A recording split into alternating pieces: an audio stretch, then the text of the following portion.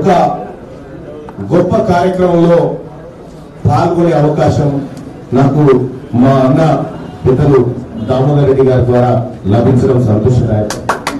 ఎందుకంటే మొత్తం భారతదేశ చరిత్రలోనే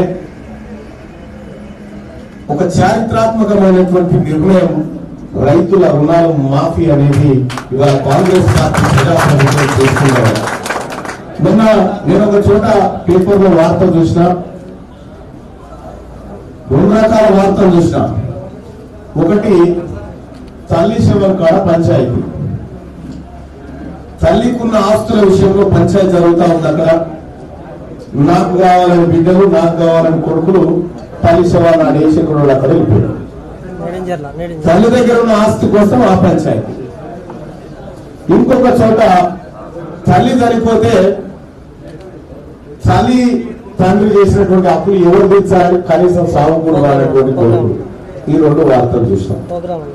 అంటే కడుపులో పుట్టినటువంటి బిడ్డలే, పేరు తెంచుకొని పుట్టినటువంటి బిడ్డలే ఆ తల్లిదండ్రులు చేసినటువంటి 10వ వరకు అప్పులు తీర్చడానికి ఇలా వెనక ముందాడుతున్నటువంటి సందర్భంలో ఈ తెలంగాణ రాష్ట్రంలో 40 లక్షల మంది రైతులకు కడుపున పుట్టకున్నా 31,000 కోట్ల రూపాయలు రుణమాఫీ చేస్తున్నటువంటి పెద్ద కొడుకు గౌరవనీయులు ముఖ్యమంత్రి రేవంత్ రెడ్డి గారు, ఇక్కడ ఉన్నటువంటి మన మంత్రులంతా కలిసి.